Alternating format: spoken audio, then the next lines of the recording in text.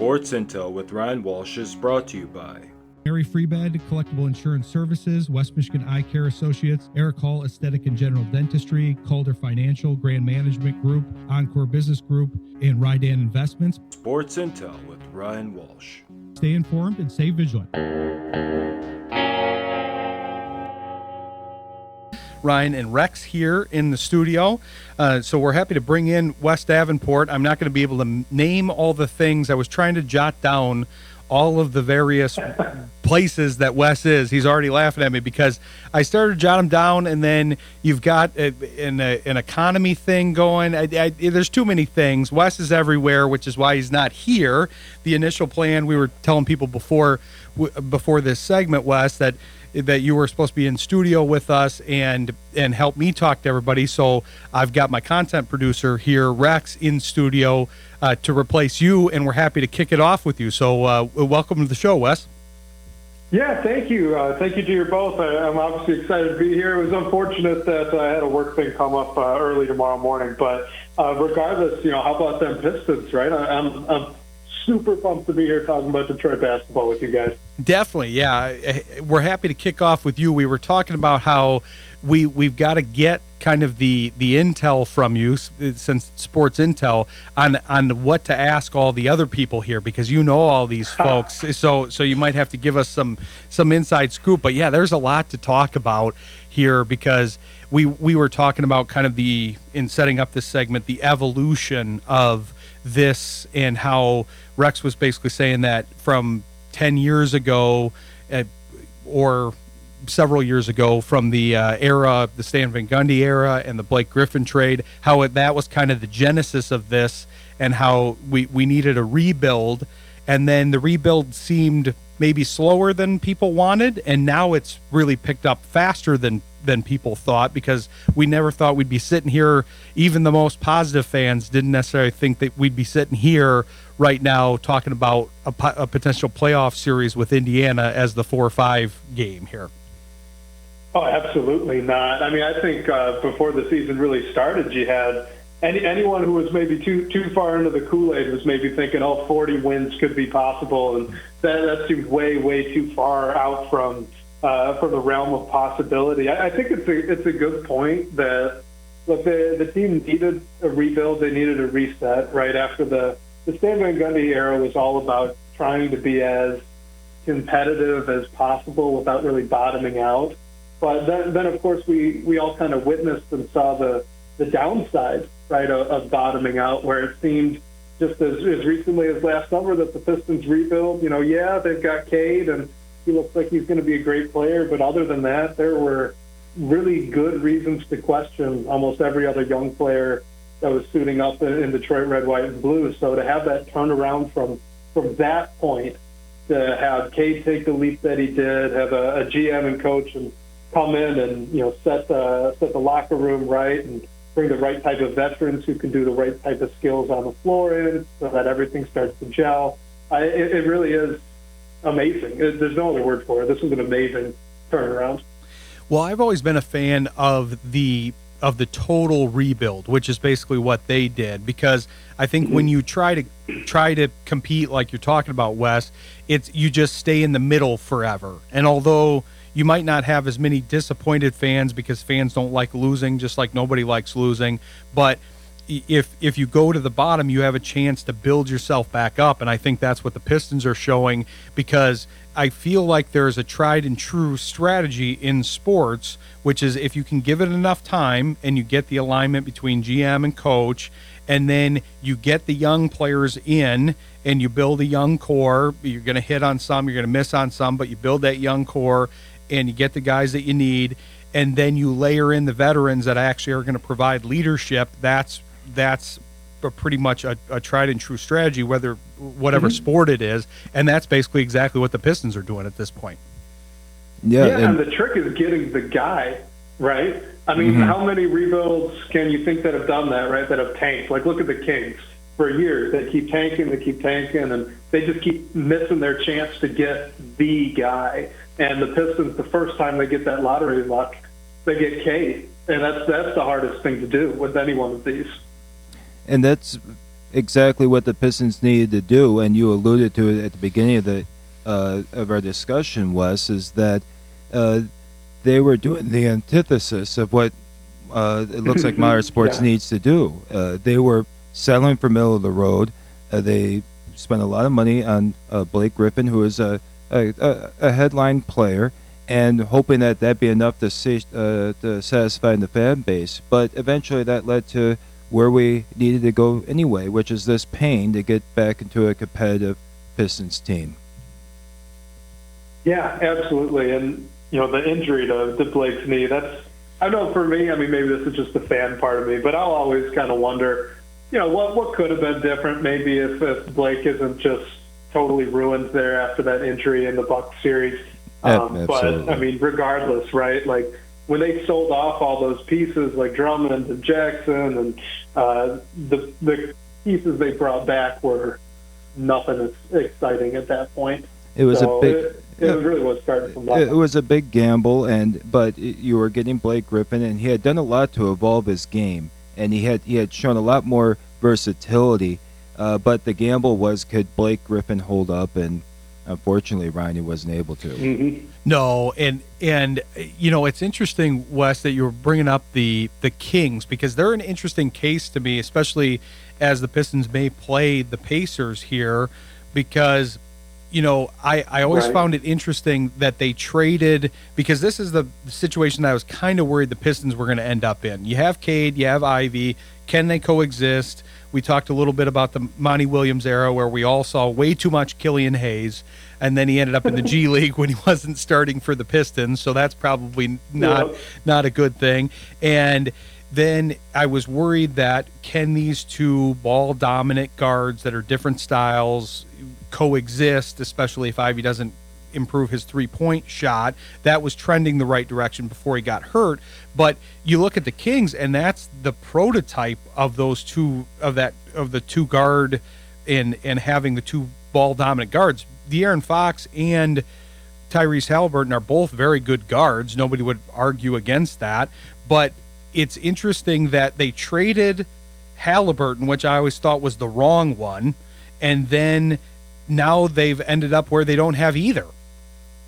Right. And, I think that there's a little difference that makes maybe Cade and Ivy a better fit than those two did. And the only thing that I'd really point to with that is, the guy you would really want in that situation when you have these two fantastic guards, the guy you want to have the ball in his hands more often than the other is generally the one that's going to be creating for others at a really high rate, as well as for himself. So Halliburton at that time, right, we knew that he was a fantastic passer, he was a good ball handler, all this stuff, but he really didn't become the scorer that he then later became with the Pacers, because he just didn't have the opportunity to do so.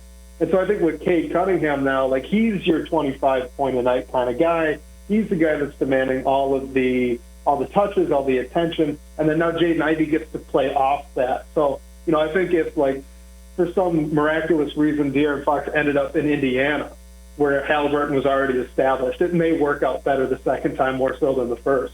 But yeah, that was a really tricky position for the Kings to be in.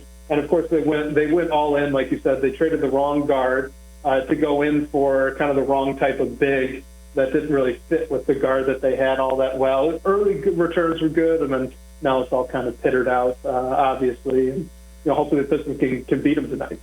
Well, and that's what makes – so we were talking about this in the first segment, and Rex brought up a good point that we wanted to bring up with you, because we're talking about Fox and Halliburton being able to play together. Mm-hmm. We actually talked to Javen Hunter on the show, Jaden's dad, and he kind of was indicating that Jaden was close, and this was a few weeks ago, but then you could tell he didn't want to say it during a live radio interview.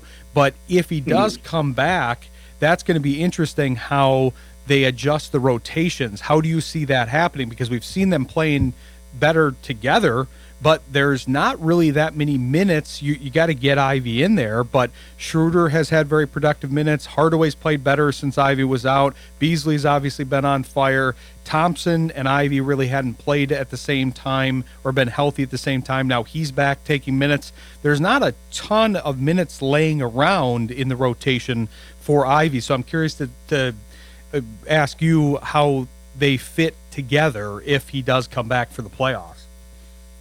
Yeah, for sure. And like, what would a fantastic thing that would be if he's able to make that comeback from the broken leg, right? To come back just in time for the playoffs and make an impact. I'm fingers crossed. That would be incredible. But like, if he does, I think the injury that he's had kind of makes the immediate question far more easy than the long-term one, because right away, I mean, is it really a good idea to start a guy in his first few games back in the playoffs after he's missed time since January? Like, it's just probably a situation where it's better for the team and better for, especially for Jaden, right, if he can get kind of brought along slowly, reacclimate, all that kind of usual stuff that would come with an injury as severe as the one that he had. So I think in the short term, you're probably looking at him coming off the bench 15 to 20 minutes a night for however many games he's fingers crossed able to play in the playoffs. And then long term, the question is the shooting that we saw this year, because he was at about 40% on good sample, right? On a good sample, he played almost 40 games and shot, I think, around 5 or 6 threes a night. So 40% there is nothing to sneeze at. But if that's the Ivy that we're getting, then fantastic. None of this is a problem. If he's going to be that type of floor spacer, then you really have no concerns pairing him with Asar Thompson, and especially if you also are pairing with Jalen Duren, who's notably not a shooter as well. Mm-hmm. But if the shooting regresses a little bit, now it gets a little bit more challenging, and it'll be more of a question of which of those three guys are we really going to prioritize in the lineup moving forward. Hopefully it doesn't get to that. But directly to your question, I'd say, short term in the playoffs, it's probably a bench role just because he's not going to be 100% back to normal right away, right? So you want to give him that acclimation period. And what a stressful time to get acclimated right in the middle of a playoff right? Right? Yeah. Well, and you can even see that with Cade just coming back too. Even though he didn't miss as many games, he's still not quite healthy with the whole calf thing too. So hopefully they can work their way back in with the playoffs upcoming here. But Wes, we appreciate you coming on. We appreciate you setting everything up for us. We'll have to have you back on for a full segment when we get a chance here, because we should have more weeks of Pistons basketball, hopefully several here, depending on how the playoffs go. But tell people where they can find you, because I didn't have enough room on my sheet to put all the places down. Thank you. Yeah, I appreciate it. Thank you for having me on. We'll definitely schedule that out in the future. I'd love to come on again. But so relevant for the Pistons content, I produce the Pistons Pulse podcast. So if you guys aren't listening to that, please do. That's with Bryce Simon and Omari Sankofa from the Detroit Free Press. It's a great show that we do every week. I also host the Pin Down through Detroit Bad Boys with Blake Silverman. That's just a mailbag show. We have a lot of fun over there, usually recording later on in the week. This week we'll be recording on Saturday morning. Other than that, you guys can follow me on Twitter at TheRealWesD3, and that's about it. Make sure you're reading all the Detroit Bad Boys work as well. I know you guys have a couple of guests from that site later on, and of course reading Motor City Hoops Substack and Omari Sankofa, everything he posts is gold. So that would be all the stuff I plug. Yeah, and basically you plugged most of the upcoming guests, which is great. And then we talked to Omari a lot. So yeah, thanks again, Wes, and we'll talk to you again soon. Absolutely, thank you. All right, take care. All right, thanks to Wes Davenport. He set us up well, because we've got Bryce Simon coming on next, who he does the podcast with, and also of Motor City Hoops. So we'll talk to Bryce next. Stick with us. You're listening to Sports Intel on Jethro FM. We're back in studio with Rex here, and we're moving right along. This is going to be a fast-moving show, because we've got basically 6 Pistons folks in a row. So we started with Wes Davenport, and now we've got his buddy and friend of the show, Bryce Simon, coming on. So welcome to the show, Bryce. Hey, what's up, guys, man? I'm kind of nervous. I saw the lineup you guys put together, which is just incredible, and I'm in between my guy Wes, and you got Blake coming on, Sean Corp, who gave me my start in all of this. So, yeah, you put together quite a lineup tonight. So your listeners and everybody that follows this is they're getting all their Pistons content tonight for sure. Well, now you know how we feel because we got to hang with you guys for every Absolutely. segment. So yeah, I didn't realize you got your start with Sean. That's interesting. Yeah, I haven't talked to him yet. So we basically are starting with the three that we've talked with: Wes Davenport, you, and then Blake. And then we've got Sean, Brady, and Matt after that. And I'm excited to talk to those guys because I haven't talked to them yet. So you got to give us some inside scoop on talking to them.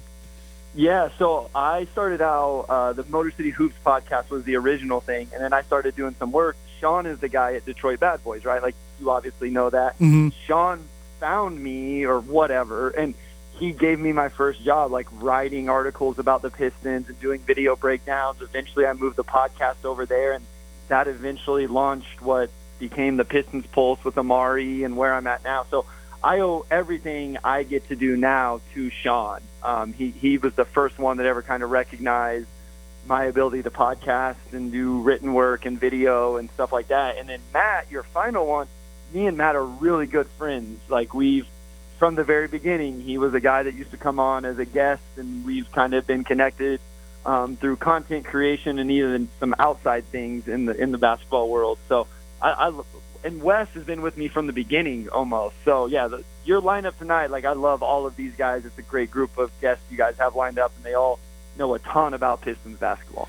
Well, and we're excited to do this because Rex and I have always been big Pistons fans, and we were talking about kind of the evolution of getting here and going back to the Blake Griffin trade even and all the things that have happened since then, and how it's just such a shock that we're here right now because, yeah, there's some other things going on in the Detroit sports market, but this is by far the most important story in the Detroit sports market. The fact that they've tripled their win total from last year, that's never happened in the NBA. And it's just incredible that we can be able to do this, and we're talking about bonus basketball and having all you guys cover it for us. So it's fun. So to review, so we talked about that in the first segment. We talked about basically we did a lot of analysis of oddly enough comparing the Pistons to the Kings with the double guard situation. Yes, we went down that path. Yeah, with Fox and Halliburton. So now we got to figure out what path we're going to go down with you. I might have an idea for that. Okay, go for it. And I'm going to lean on your colleague who does great work, and you do great work with him, Omari Sankofa. Motor City Hoops reposted a tweet. It's actually a poll by Omari. Who do you all want in the first round, New York or Indiana? How did you vote on that poll? Yeah, I actually voted New York. And my basis isn't even necessarily on, like, who do I think that they could beat or whatever. Right. My thing this whole year, guys, has been about data collection. Trajan, the organization, the fan base, all of us, right? Like, analyzing real basketball. Like, I didn't even realize that I wasn't getting to really evaluate players over the last few years, because when you're in the middle of it, you don't realize, like, the other team rests their three best players and all of that. You know, we've got so much more data on guys this year just because every time they play a team, that team kind of brings it. They have to, right? Or they're going to get their butts kicked. I think the Knicks would be fascinating because I think we'd find out the most we possibly could in a first-round series. Can Jalen Duren guard one of the best stretch big men in the league in Karl Anthony Towns?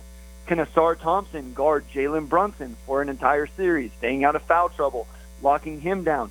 Can anybody on the Knicks guard Cade Cunningham? What does he look like on the biggest stage in Madison Square Garden?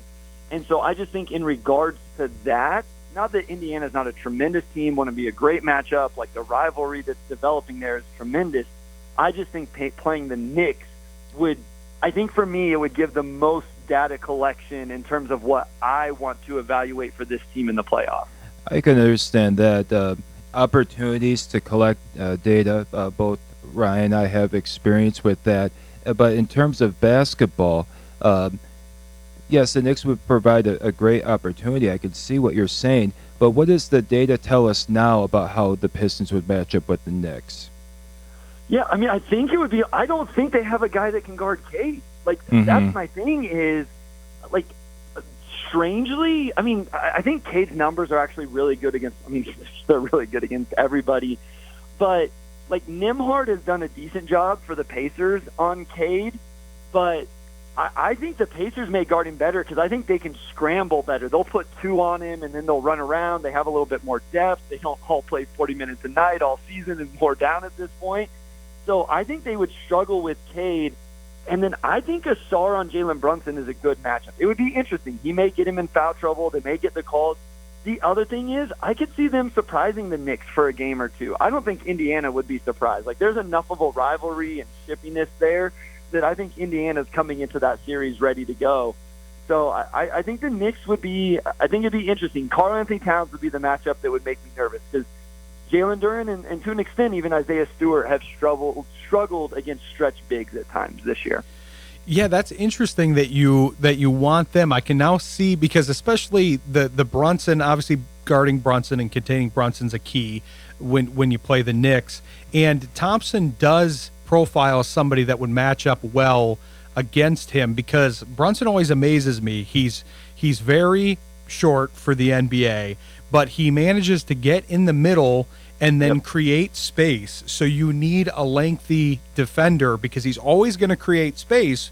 But when that's against, say, a 6'2" guard, then he's created enough space where that high-arcing shot can go over them. If that's against Thompson, that's going to be very hard to get over him. You're really going to have to create a lot of space to get over that height and length profile. Yeah, no, I agree 100%. Like, I think if there's a guy that can slow Jalen Brunson down, Asar is the archetype. And listen, Asar Thompson's going to be a tough defender for a lot of people in this league over the next few years. I think we would be at least having a conversation about him on all defense this year if he had the games played to be eligible. Isaiah Stewart falls into the same boat, even though Isaiah Stewart's played 70 games, even before this Kings game tonight where he's playing. He hasn't played enough games of 20 minutes to be eligible. But we're talking about a top 10 defense in the Pistons this year. There would at least be conversations around those two guys for one of them to be on an all-defense team. And I don't want to, drive the discussion a certain way, but I think that's fascinating as well, guys. Yes, the 3 times the amount of wins and all that. We're going to have an all-NBA player in Cade Cunningham, potentially a coach of the year. You're talking 6th man of the year possibility in Malik Beasley. These awards are going to be a lot of fun this year as well to see where Pistons players end up. And I don't think anyone who roots for the Pistons was making predictions on the awards all the Pistons would be playing or be earning this season. No, not at all. I mean, listen, I thought Cade was going to make a jump, but I wasn't sure he was going to be an all-star, let alone I feel pretty strongly Cade Cunningham is going to be second team All-NBA. And some of that does have to do with injuries, right? If people were healthy, Victor, Luka, stuff like that, it wouldn't be. But he's earned it. And Malik Beasley has far exceeded my expectations in terms of, this isn't elite. People will say, oh, we knew he was going to be a good shooter. This is elite. This is a historic three-point shooting season for Malik Beasley, going over 300 makes, which is just unreal for him. And then the turnaround that JB has had. And people also bring up executive of the year. Trajan made a lot of really good decisions in his first year running the show in Detroit, and it's proved itself on the court, guys. Oh, definitely. Yeah, I can't believe how many things there are to talk about there, like you said, with all of the different awards, everybody. There's not really a single player or part of this organization that we can at least see from the outside that's underperformed. Basically, everybody has met or exceeded expectations, and that's a great place to be in. It really has. Even Dennis Schroeder, I tell people all the time, if you go look at the box score numbers, the shooting percentages have not been good in Detroit. I'm a little nervous about the three-point jumper, especially in the playoffs.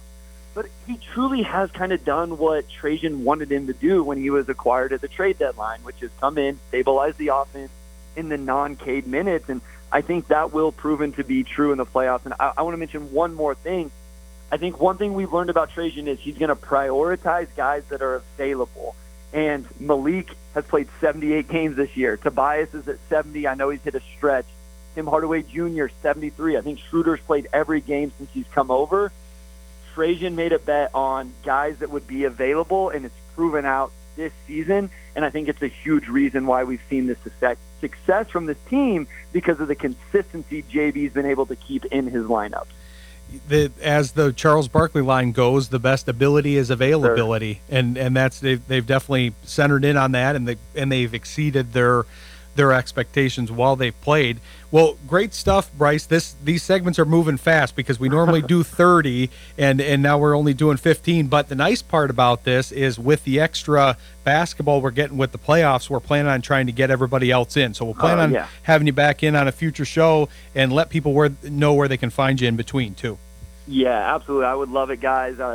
Schedule 30, man. I get really long-winded, and so I need a little more time. But thank you guys so much. You guys put together a heck of a lineup. Like your listeners are in for a treat tonight. Great people coming on before me and after me.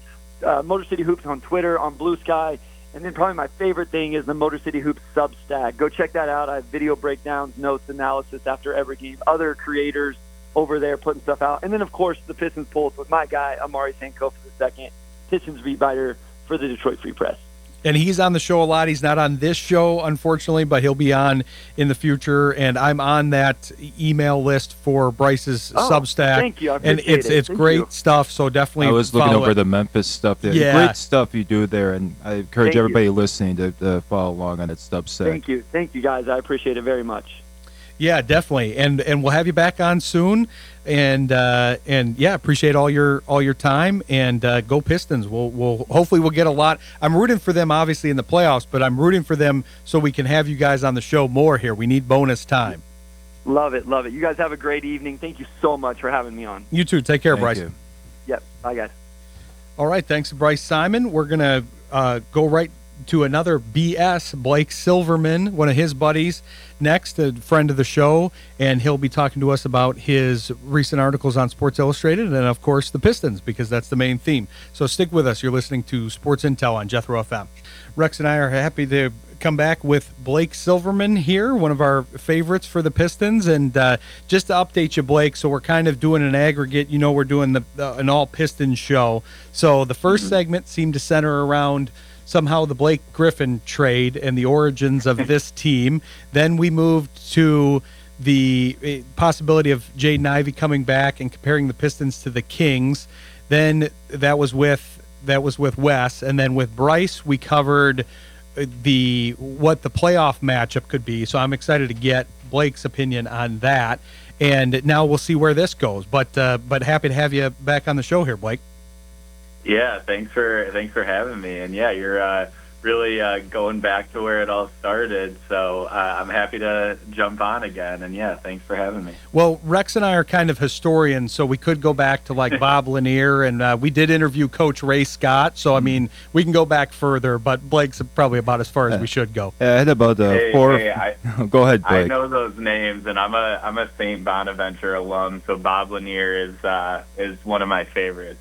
Oh, yeah, Bob Lanier was definitely a great player, and he was with Dave Bing for most of the 1970s. And, they had a good 1-2 punch, and the issue was always they couldn't find the right coach. Looks like the Pistons have found the right coach with JB, but I'd like to hear your thoughts about it. Yeah, I mean, it's funny because I just go back a year when the Pistons made the hire for Monty Williams. I thought that was a home run, which obviously we all know how that turned out. On paper, it was. Don't be too hard on yourself, Blake. It looked like a good hire at the time. Yeah, it really did, and I still think he's a good. We'll probably never know what happened, but.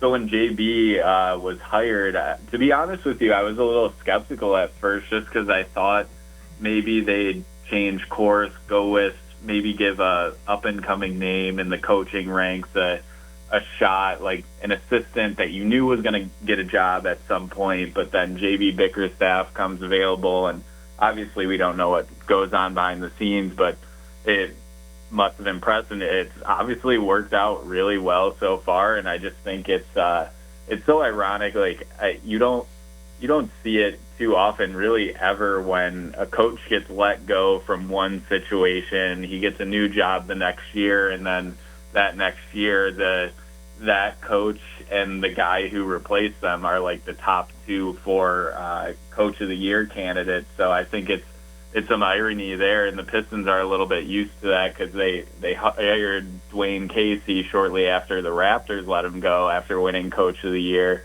But I just think JB has done an incredible job, and everyone has seemed to really bought into what he's doing and just the whole environment. So I think they really knocked it out of the park with that hire.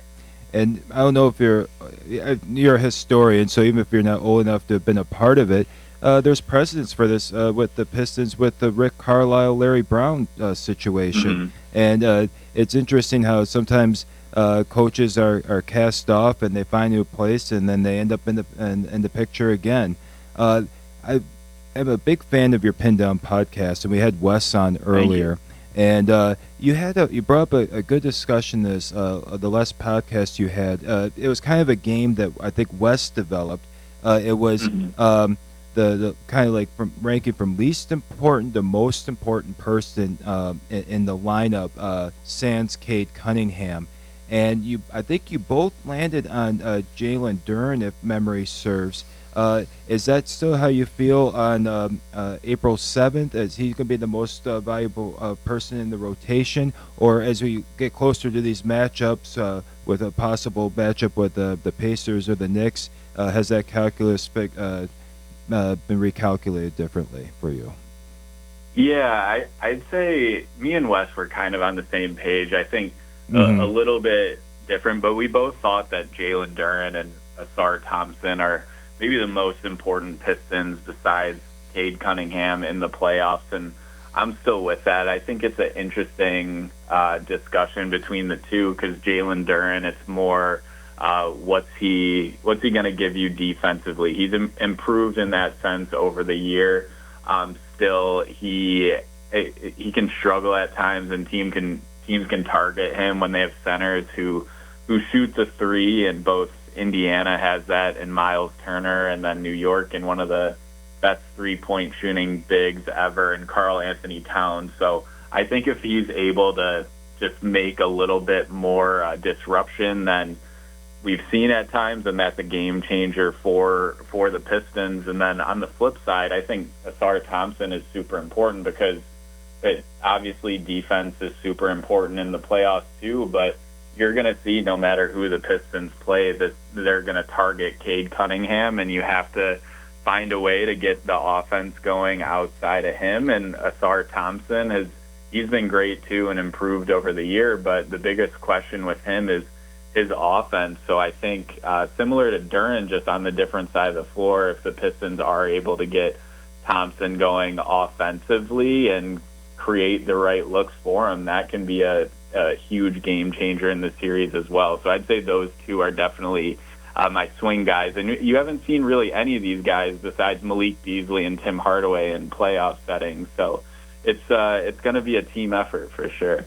Yeah, you can see the makings for both of those because you've got Duren. He has improved his defense over the course of the year. I think that center pairing, it's hard to kind of identify which one is more important because it was apparent when Stewart was out with the suspensions that they were missing Stewart, and then it was apparent in the Memphis game that they were missing Duren because they were getting killed on the rebounds, and it was hard because they were stretching out Stewart a little too far. So that center pairing has worked extremely well, but you can tell that Duren is learning some of the defensive cues from Stewart because obviously he's got the build, he's got the athleticism, he just needs to raise his awareness, but he's still a young guy.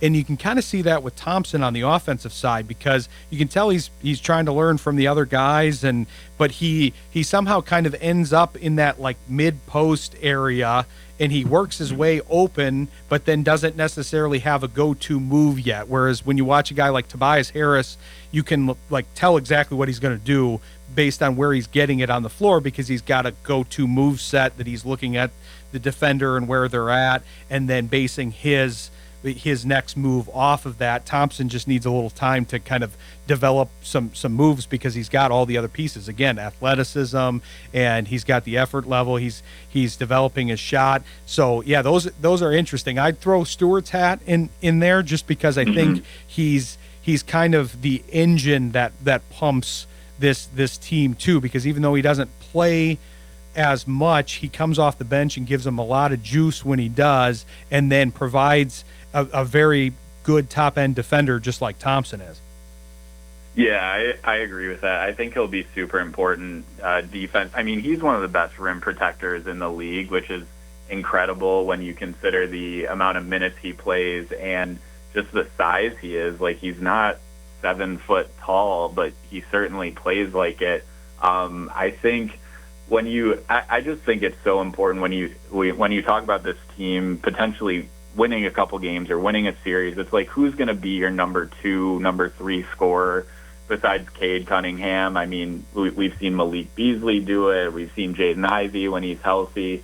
So I think that's the biggest question for me. I don't think you're going to get that from Stu, but I expect him to do exactly what he does on the defensive end, which is super important. Certainly hope he stays out of foul trouble, and emotions are going to be high. I hope we don't get any suspensions or technicals or anything like that, but totally agree with you. You need those guys to win a playoff series, and there's a reason that contending teams have been trying to get him out of Detroit, and Detroit hasn't been willing to give him up.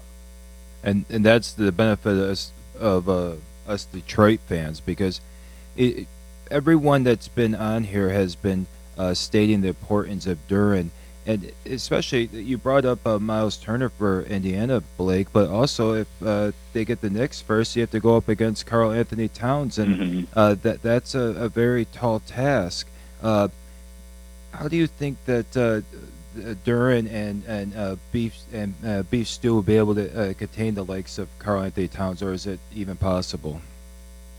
I think it's going to be hard for sure, and we've just seen all the teams that, even if the Pistons were playing Milwaukee to a degree when they have Brook Lopez, like we've seen all those teams try to exploit Jalen Duren specifically. So I think it's just a matter of trying to keep, whether it's Duren or Stewart, on the bigs and not getting switched into a guard, because that's when you really see someone attack a Jalen Duren. I think Stu is a little better in that scenario.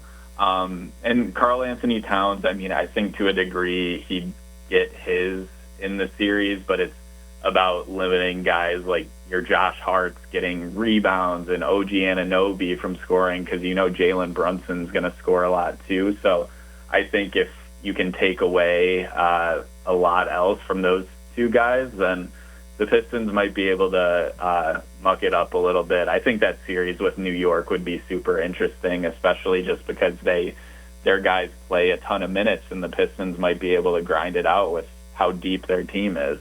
You're on the same page with Bryce on that one. He was also wanting the Knicks. I still like the idea of the Pacers-Pistons rivalry series. I think that would be a lot of fun, but I do, you guys have kind of convinced me on the matchup with the Knicks, because you brought up a great point with the depth piece and the fact that center combo, throwing that at Cat, that is going to have a chance to contain him, and they don't have a lot of other big guys to go to that obviously have the same capability, and all those other guards and forwards on the Pistons match up pretty well against there's a lot of other good scorers on that team, but as far as the matchups go, they have a potential to match up with those other guys. So should be interesting to see how they land here, but we'll definitely have you back on, Blake, because these are quick segments. We had to jam everybody into 15. Super fun. But we'll get you back on because you're one of our favorites to have on for basketball, but let people know where they can find you in between, especially with the Sports Illustrated stuff.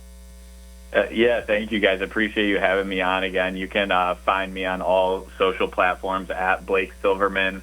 You can check out my written work on SI.com and DetroitBadBoys.com. If any of your listeners are into the WNBA, I'm going to be doing some WNBA draft stuff for Sports Illustrated, because we're already there in a week from now. So, yeah, excited to come back on whenever, and really appreciate it again. Yeah, appreciate you coming on, and hopefully we'll have enough season to have you back on. Otherwise, we'll be talking in the summertime here. 100%. All right, thank you. Thanks, Blake. Appreciate it. Thanks, Blake Silverman. Great stuff from him. And with those three have all been featured on the show. Now we're going to go to some new folks that you haven't heard. So up next is from DetroitBadBoys.com that Blake just mentioned, Sean Corp, and we'll bring him on next and get his takes on the Pistons. Stick with us. You're listening to Sports Intel on Jethro FM. Rex and I are back with our Pistons roundup here, and we're excited to bring on, I've been wanting to talk with this guy for a while because he's been a steadfast contributor to the Detroit Pistons community and apparently gave some of our early guests their start. So interesting to bring on Sean Corp. Welcome to the show, Sean. Thanks for having me. Yeah, definitely. We're excited to talk with you. You do some great work on DetroitBadBoys.com. And since this has been kind of a roundup on everybody that we've been having contribute, we've had Wes Davenport, we've had Bryce Simon and Blake Silverman. And the conversations have varied from going back to the origins of this run with the Blake Griffin trade and how that worked. So we can go even further back if you'd like to do that, because hey, we talked to Coach Ray Scott on the show a little while ago. We can go even further back. That's too far back. That's before we were all born. But I'm curious on your take on this, because one of the themes that we've been getting from the previous guests is with the potential playoff matchups. I've heard more Knicks than I thought I would. Where do you lie with the Pistons coming down the stretch? We're not sure who they're going to play. Would you rather see them play the Pacers or the Knicks? I think instinctively I would say the Knicks, only because if you look at the games the teams have fought this year, they've played the Knicks sort of harder, and also they've been able to sort of stay within their game plan a lot easier against the Knicks than they have the Pacers.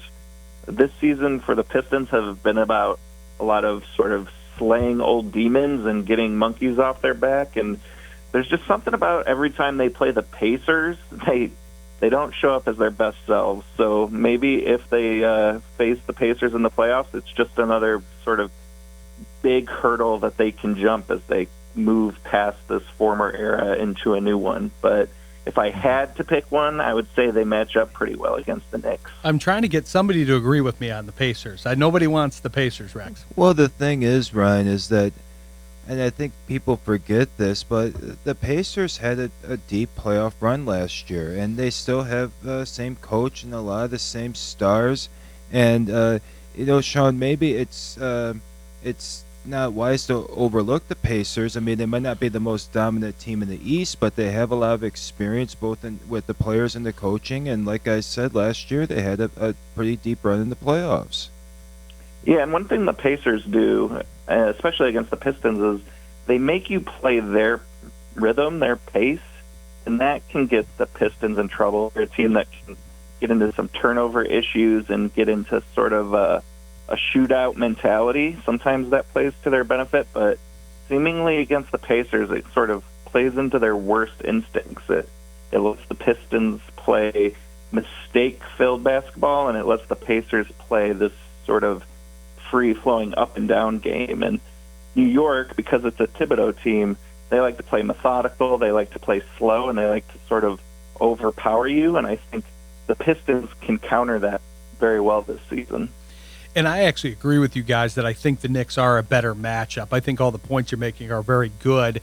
I just want to see the Pacers rivalry series. I think that would be a great culmination of this season and hopefully a continuation of the season. But given the history, the fact that it's Carlisle as the coach, all of those things, and what you mentioned basically, I think this is a similar team, Sean, to what the Pistons are trying to compose, but they're maybe a little bit ahead. They might not have the young core and some of the skill players, but they do have a great system with Carlisle, and everybody has bought in, and they're all in that system, whereas some of the Pistons are still figuring out, like we talked about with Blake Silverman in the last segment, like Osar Thompson is figuring out his role, figuring out where he is in this offense, because they still have a lot of young guys.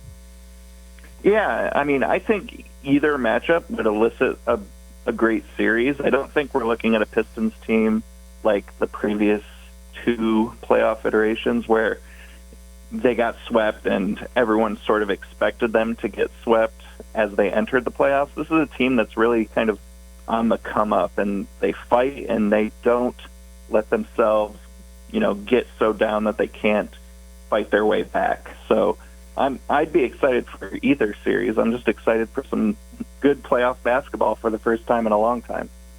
Sean, you have a lot of experience covering Detroit Pistons, and you're well connected, and you follow a lot of the news avenues. The bottom line is we talked about earlier in the show, Jaden Ivey. There's talk about him. What do you know thus far, and what have you been hearing? Well, he's getting healthier, but he's still so far from what you would consider game shape that I really don't expect him to be back at any point this season. I think the Pistons are going to play it conservative and play it safe with him, so I wouldn't really expect him to factor into the plans unless you're talking about a truly deep playoff run, and then it even becomes a conversation. But for a first-round series, I see absolutely no way to expect Ivy to return. Well, that's one of the discussions we've been having, because we did talk to his dad on the show. We talked to Javen on the show, and it seemed like he was thinking he's trending towards getting ready. But now they have a good problem to have, which is we don't necessarily know. Obviously, he's got the conditioning element, which we saw Thompson go through at the beginning of the year. But then we have a pretty good rotation set here, because Schroeder, if there was one criticism going into the trade deadline, it was the lack of a secondary ball handler with Ivy being out. Now Schroeder has kind of tied that up, and not that there aren't minutes to get Ivy in there. Obviously, they'll find a way to get him in there if he's healthy and contributing, but it's kind of a good problem to have where they've got a nice solid rotation right now. Yeah, and not just that, but Tim Hardaway decided to play the best basketball of the season at the exact right time. Definitely. He's been lights out for a couple of weeks now as that veteran presence who's knocking down shots with Tobias out. So that'd be yet another guard you would feel, not comfortable completely taking off the floor as you're trying to work Ivy back in. But obviously the Pistons are going to be more than happy to have Ivy back when the time is right to bring him back. And the timing's got to be right. And with all this talk about players wanting to sit out and wanting to load manage, I imagine that the conversation would be different with Ivy. It would take the coaching staff to tell him that we know that you're interested in getting involved in helping the team, but this is not a good time for you to do that. And like you said, there's plenty of guards that have stepped up, and you brought up Hardaway going into halftime against the Kings. It looks like he's the lead scorer with 14 points. So again, Trajan Langdon has done a good job showing up that backcourt depth to help out with Ivy being absent. And when Ivy comes back, great. But in the meantime, JB has a good backcourt lineup to use going into the playoffs. Yeah, definitely. And I think it's important to note from sort of the way that Bickerstaff and Langdon are going to approach this postseason run, it is still, and they're still viewing it as a young building team, and they're not going to put anything at risk for what could happen next year or the year after just for some short-term playoff benefit. So that's just another reason I think they're going to be cautious and slow with Ivy's return. And as you said, they have the bodies and the skill sets to kind of fill that role for this postseason run that we're about to start up here. Oh, yeah. Well, that's because we talked about the addition of Schroeder, but you highlighted one of the other elements, which is the fact that Hardaway started playing better really once he got the increased role with Ivy being out. Then Thompson and Ivy were not effectively healthy at the same time. And so yeah, that has been, not that Ivy is superfluous, but there are a lot of bodies there that can fill in. And yeah, this is a fun team to go into the playoffs, because not that I'm saying they're going to make a run to the championship, but they're not going to be an easy out either. Yeah, they have that really fun mix of really young, dogged defenders who create havoc, and then that steadying veteran presence shot makers that can kind of just ease into points, turn that offense or defense into offense really successfully. And then you have sort of those elements that make everything, go, which is that Cade handling the ball and Duran causing some, defensive pressure on the rim and creating that pick and roll game. It creates a lot of fun up and down nights. And hopefully those guys can all get back healthy here into the lineup, because they've been given guys games off, obviously, we've been talking about. So hopefully they're in condition here. Absolutely. Yeah. Absolutely. Sean, talk about before we have a couple minutes left in this segment, but I'm interested, and I think the audience is interested too, in how your genesis of getting involved with DetroitBadBoys.com, because Bryce Simon, who was on the show, he really said a lot of nice things about you and really gave you a credit for getting his involvement in Pistons coverage going. Can you just give us a couple minutes about the genesis of your coverage into the Pistons and all the great work that you've been doing? Yeah, many years ago, many more than I'd want to admit, I was sort of a journalist in between jobs, trying to figure out, what I was going to do, what was going to make me happy. And so I just emailed the guy running Detroit Bad Boys at the time, who started the blog over 20 years ago, Matt Watson, who's with the Chicago Sun-Times now.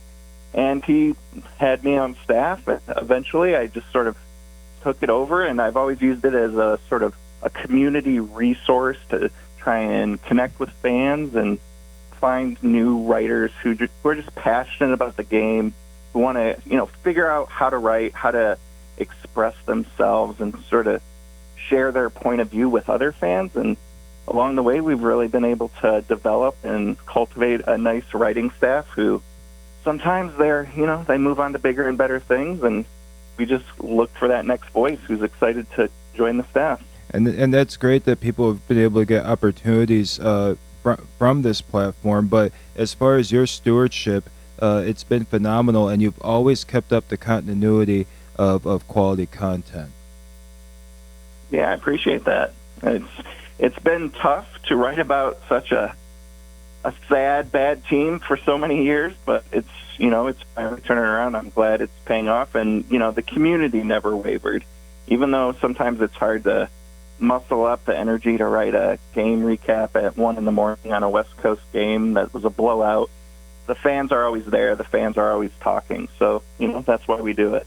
That's been fun to see on both the Lions and the Pistons side, because we cover both on the show, and it's fun to see the difference, especially for the writers, because you guys cover it game in and game out no matter what. But obviously some seasons are more fun to cover than others, so it's been fun to watch the coverage. Speaking of, we're going to go to Brady next, so we've got to get out of here. But appreciate you coming on the show, Sean, and we'll try to have you back on for a full segment. We usually do 30 minutes, so at some point we'll get you on for a full interview too.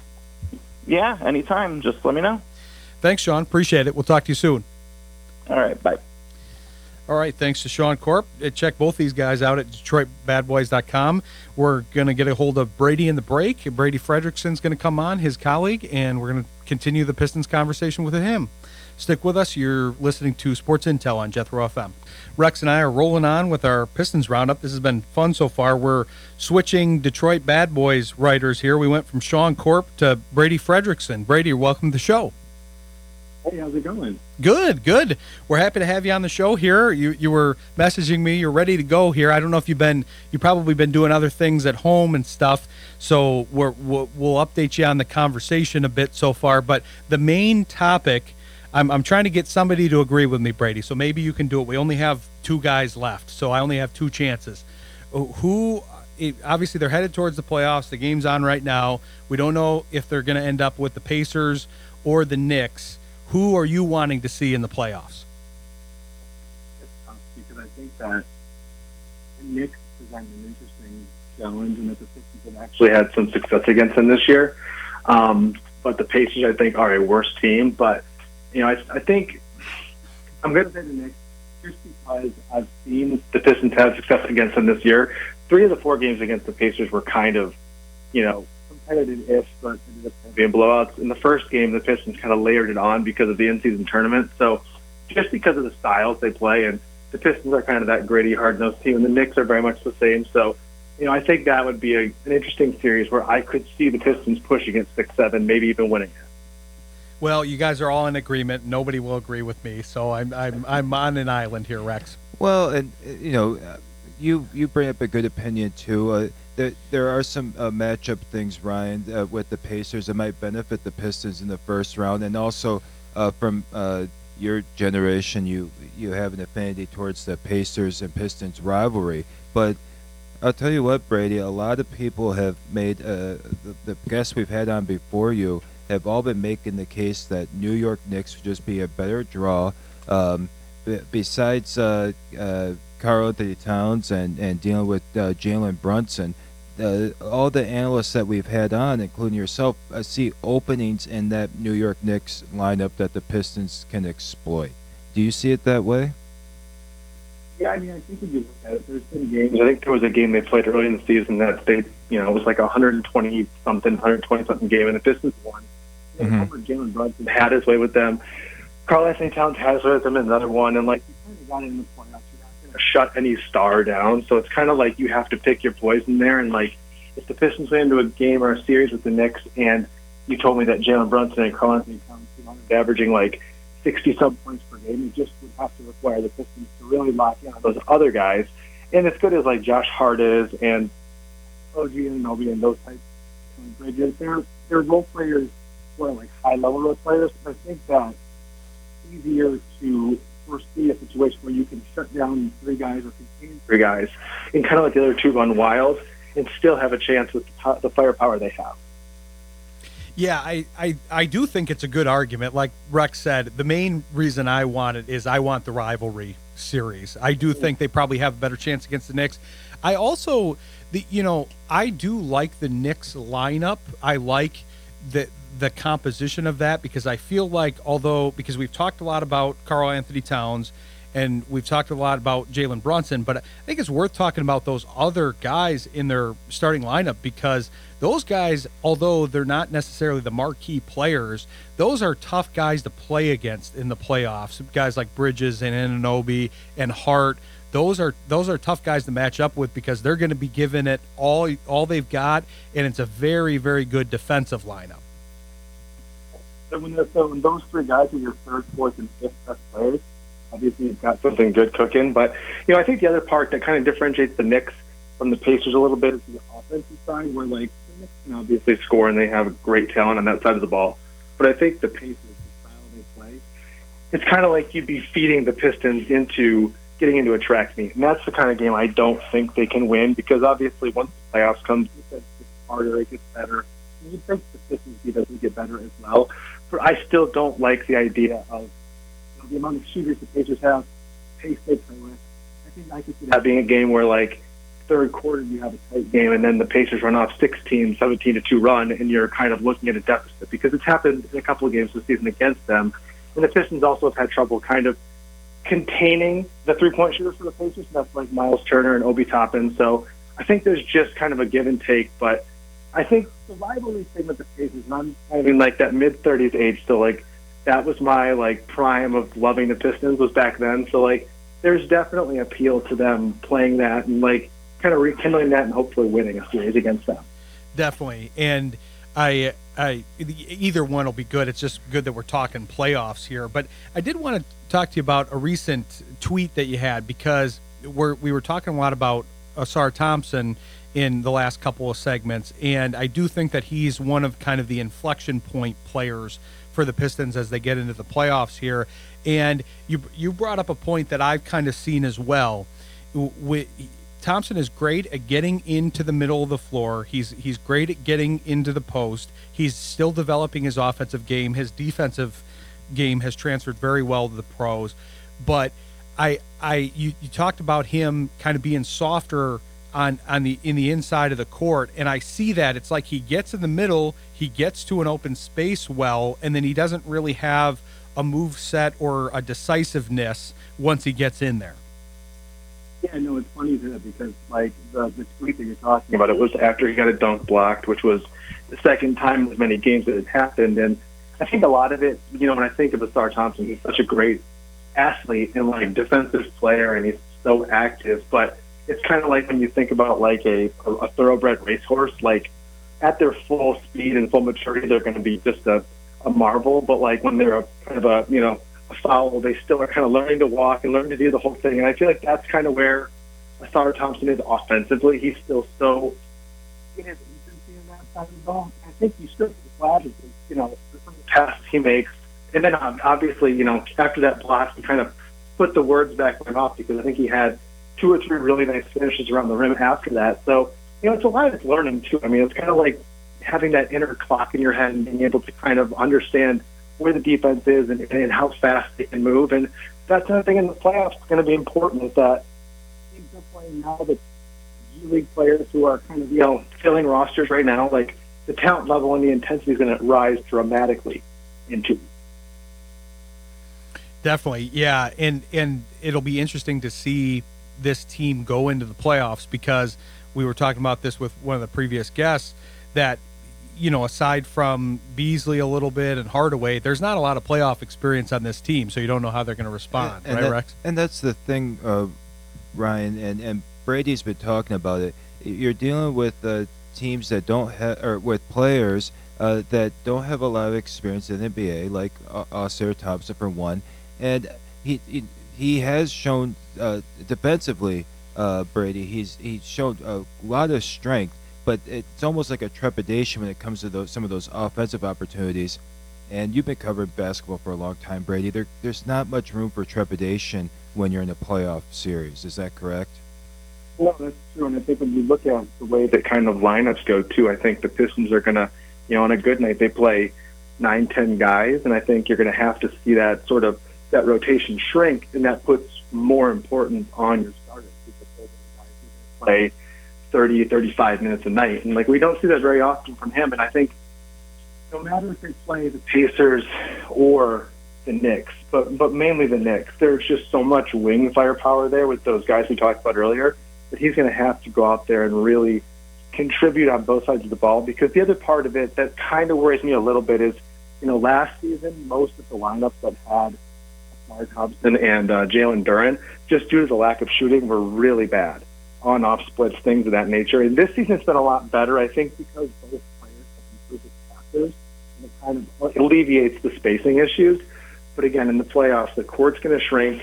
You're going to have to make shots, and it's not like you're going to be able to go out there and rely on 2 non-shooters to kind of just sit around and watch Cade do things. They're still going to be able to have to find a way to play against 2 of the coaches who I think are the better defensive coaches in the league. It is Tom Thibodeau or Rick Carlisle. Yeah, it's going to be a tough matchup either way, and it's going to be great experience because this is where you kind of they've been building this young core, they've been building this team, and then this is the next step, getting the playoff experience, and then heading out from there. So it'll be fun to watch. We appreciate you jumping on and covering it for us, Brady, and we'll look forward to hopefully having you back on in the future to cover it more because hopefully we'll have a lot of weeks to cover it the rest of the season. If not, we'll get you on next season.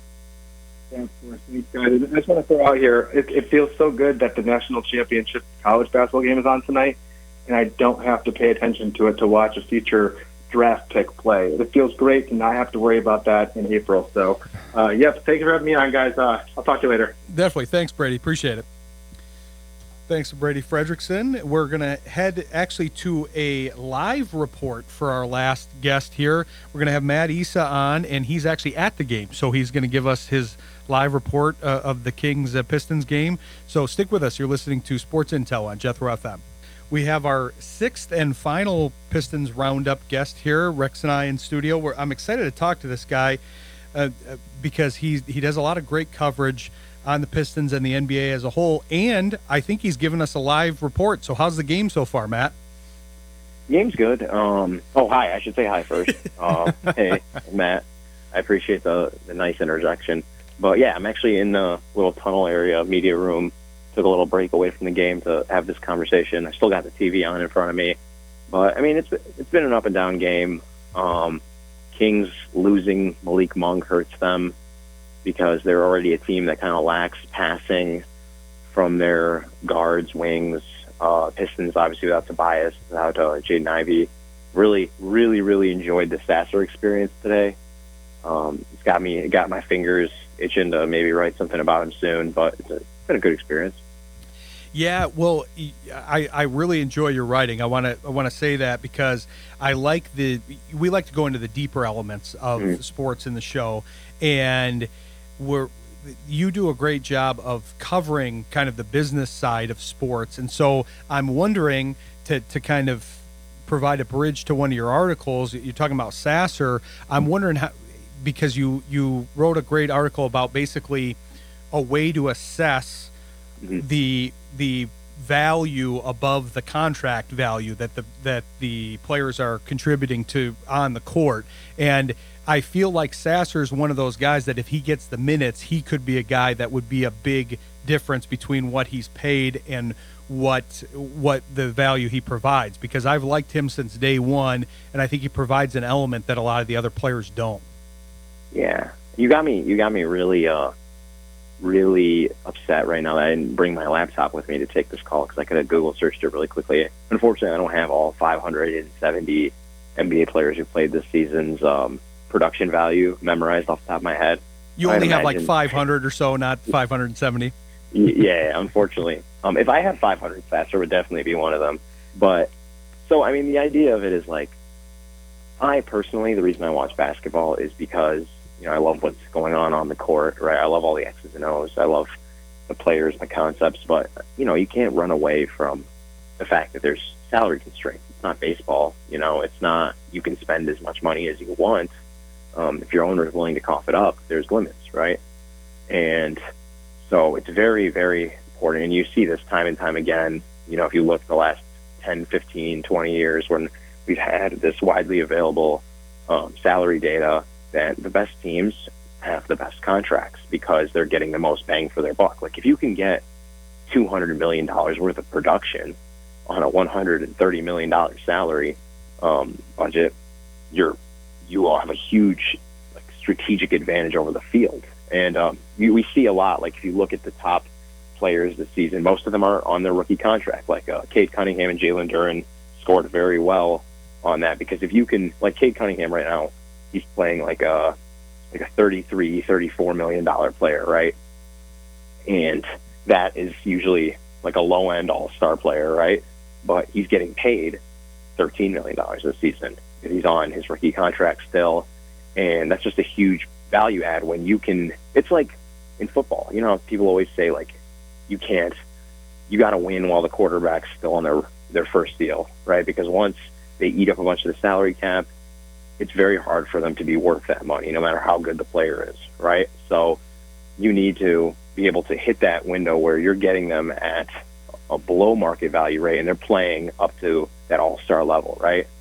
Absolutely. So, yeah, and you make a good point. That's kind of the name of the game. Yeah, I think Sasser, to your point, you know, being on a rookie deal, I can't remember if his is a 2 or 4 year deal because he's drafted later in the first round.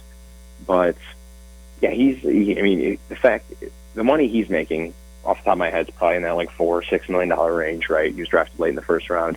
And if you're playing like a rotation level player in the NBA today, a rotation level player is worth about $10 million. So that's twice the value right there. So yeah, he's a big value add in that regard. And Matt Issa is our guest, and he wrote a great article, a great analysis on Forbes.com, and that's what we're referencing. And what was heartening to me is in one of the sections of the article, I was looking at a breakdown of best rookie contracts.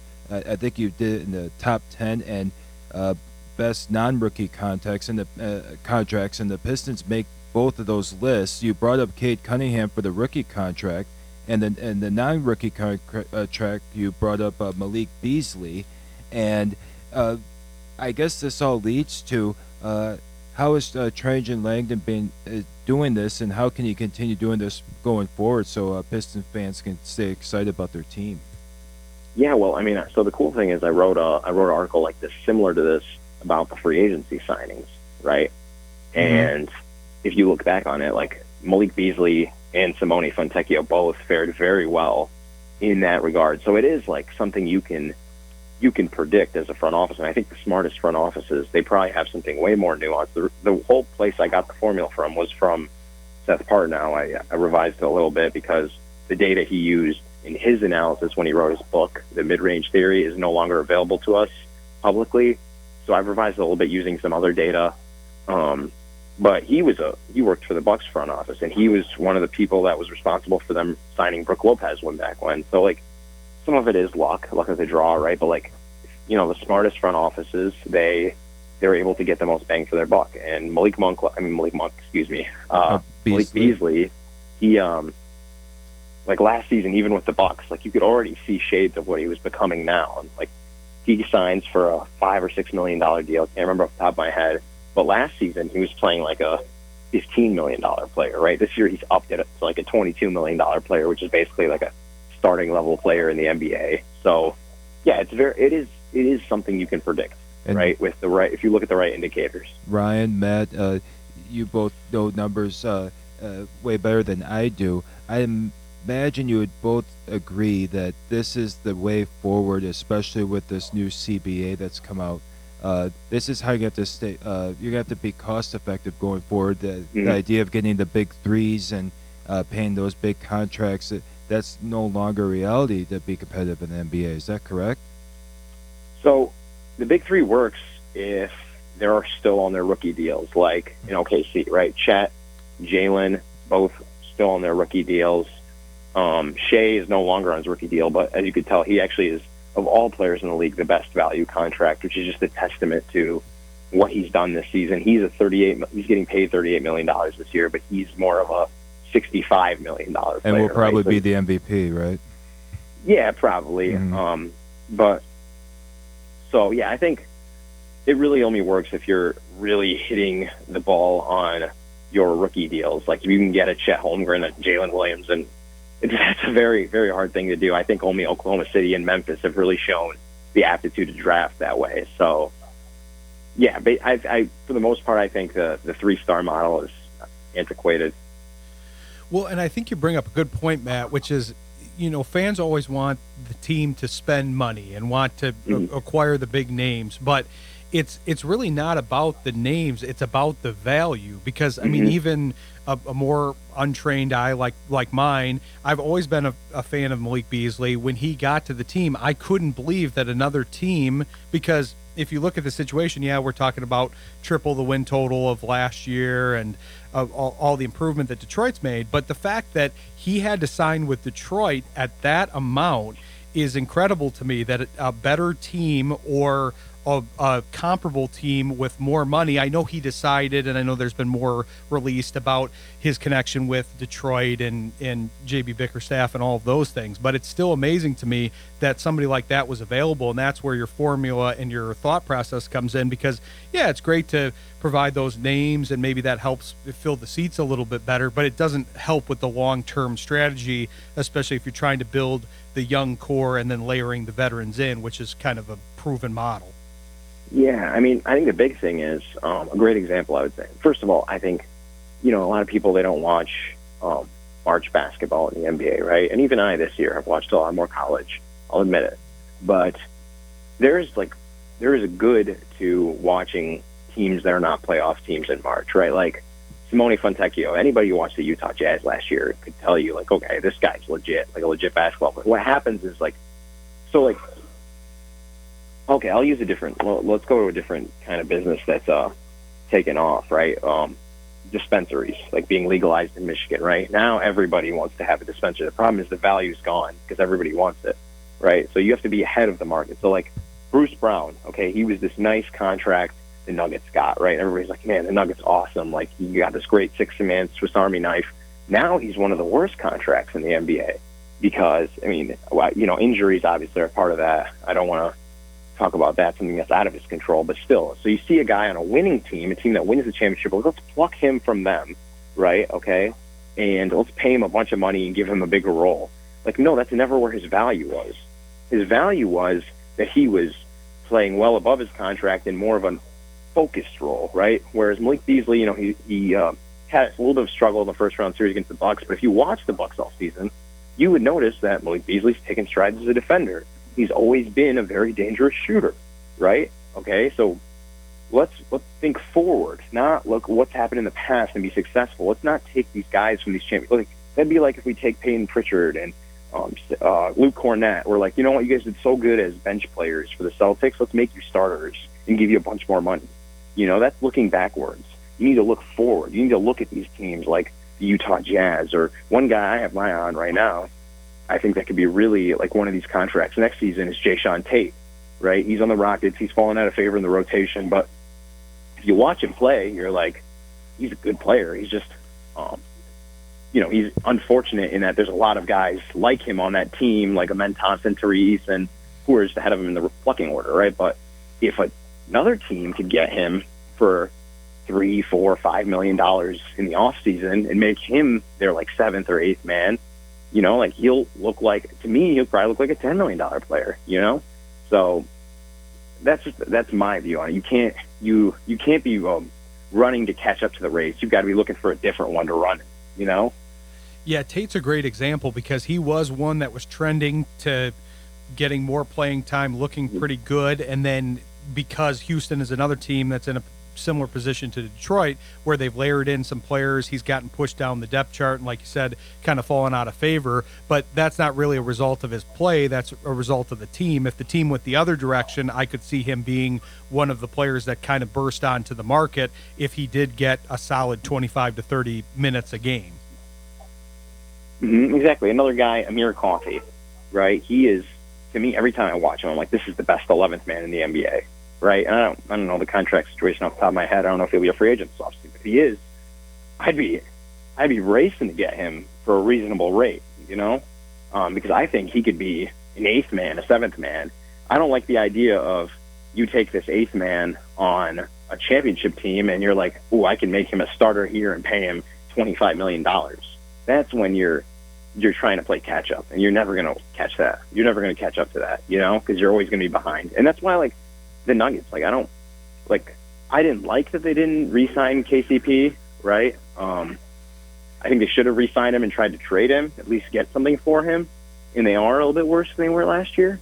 But they also are wait, we have Julian Strawther, we have Christian Braun, we have guys that can replace him in the aggregate for much cheaper. You know what I mean? Why are we going to get stuck with an aging player who's got a lot of miles on him, right? And by the way, I don't mean to make these players only about their value, like the money they're spending. Tobias Harris is not a great contract, but he's very valuable to this Pistons team for other reasons, and he's been helpful. And, you do have to sign those bloated deals sometimes to be able to match trades and salaries, and because you have to reach your salary floor, you don't want to get taxed, all these other things, Yeah, and Denver's a great one because obviously they've had a lot of success and had the championship and everything. But if you think back, that's where Beasley started. And I remember seeing him on that team thinking, man, this guy's a good player, but he just wasn't able to play. And that was when they had Nurkic and Jokic on the same team. They just had too much depth. And then a lot of those other players have kind of ballooned out and followed this path that you're talking about, Matt, where they've gotten more time and a bigger contract, and they were tremendous value when they were on Denver's roster, but now not as good of a value on these other rosters here. Mm-hmm. Exactly. Well, that's great stuff, Matt. We appreciate you coming on the show. I'd love to talk with you more about this. We usually do 30-minute segments, but with the Pistons roundup theme, we've had to condense it to 15. But I want to have you back on the show at some point and stretch out and talk about this more. But tell everybody where they can find you in between here, and we'll let you go back to the game too. Yeah, I write for a couple different publications, so it's all scattered over the place. The best way to find me is on Twitter at MattIssa15. That's at MattIssa15. I try to post all my work out there, so you can check it out. But yeah, thank you so much for having me. You can have me on whenever. Always like to talk, to change of pace from writing. So, well, you're great at that too, and I love this kind of stuff because it's just very interesting, and it is a big part of the game, arguably a bigger part of the game that's just not talked about. We want to on sports radio, we tend to draw down into why did they do this one thing at the 3:57 mark in the third quarter instead of saying, well, the team building aspect is very important to this. It's much more important than one single play that could have been affected by a myriad of things. So yeah, we'll definitely have you back on, and appreciate you taking the time to come on, especially while being at the game. Yeah, appreciate you guys. Go Pistons. Yeah, definitely. We'll be following your coverage here. Thanks, Matt. All right, bye.